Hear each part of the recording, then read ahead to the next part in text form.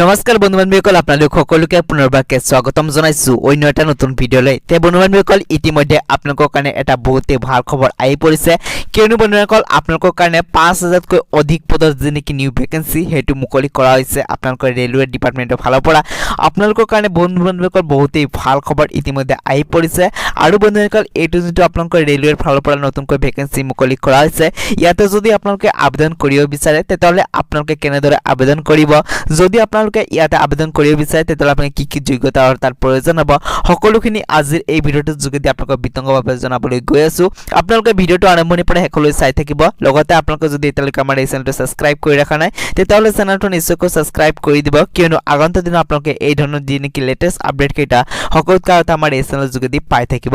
সেইকাৰণে চেনেলটো সাবস্ক্ৰাইব কৰি কিনি কাষৰ বেল আইকনটো প্ৰেছ কৰিবলৈ নাপাহৰিব। তাকচোন বন্ধুসকল, ভিডিঅ'টো আৰম্ভ কৰোঁ আহক। চাওক বন্ধুসকল, এইটো যোনটো পদ মুকলি কৰা হৈছে, এইটো পদ মুকলি কৰা হৈছে আপোনালোকৰ কাৰণে RRB মানে বন্ধুসকল ৰেলৱে ৰিক্ৰুটমেণ্ট বৰ্ডৰ ফালৰ পৰা, য'ত নেকি আপোনালোকৰ 5696টা আপোনালোকৰ এছিষ্টেণ্ট লোকো পাইলটৰ পদ মুকলি কৰা হৈছে, য'ত নেকি আপোনালোকে যদি ইচ্ছুক হয় তেতিয়াহ'লে আবেদনটো কৰিব পাৰিব। এতিয়া চাওক বন্ধুসকল, ইয়াতে আপোনালোকে চাই ল'ব আপোনালোকৰ যি নেকি নেম অফ পোষ্ট, ইয়াতে এছিষ্টেণ্ট লোকো পাইলটৰ যি নেকি পদ মুকলি কৰা হৈছে সেইটো আপোনালোকক দেখুওৱা হৈছে ইয়াতে। লগতে বন্ধু-বান্ধৱীসকল আপোনালোকে চাব পাৰে ইয়াতে আপোনালোকৰ পে স্কেল কিমান হ'ব। লগতে ইয়াতে যি নেকি আপোনালোকে এজ লিমিট ৰখা হৈছে, এইটো আপোনালোকৰ ৰখা হৈছে 18 পৰা 30 বছৰলৈকে।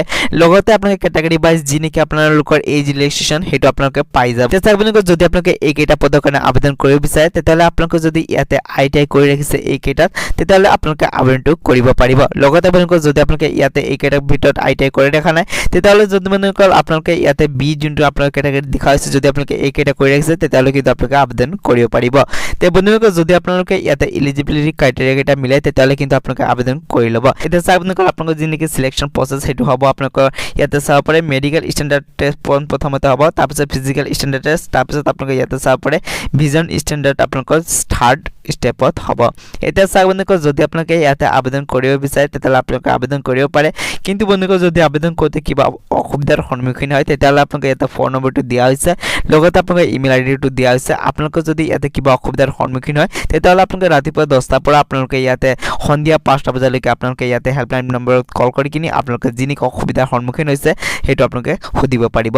লগতে বন্ধুসকল, ইয়াতে আপোনালোকে এটা এপ্লিকেশ্যন ফি এটা পে কৰিব লাগিব। ইয়াতে চাব পাৰে SC ST বা এক্স ছাৰ্ভিচমেন PWD কেণ্ডিডেটসকলে ইয়াতে 250 ৰুপিজ এটা পে কৰিব লাগিব, আৰু যিসকল নেকি আদাৰ্ছ আছে তেওঁলোকে ইয়াতে 500 ৰুপিজ এটা পে কৰিব লাগিব।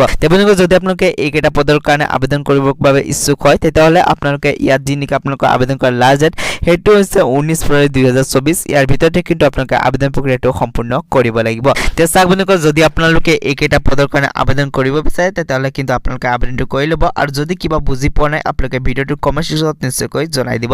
তাকচোন বন্ধুসকল, আজিৰ এই ভিডিঅ'টো ইয়াতে সমাপ্ত কৰোঁ।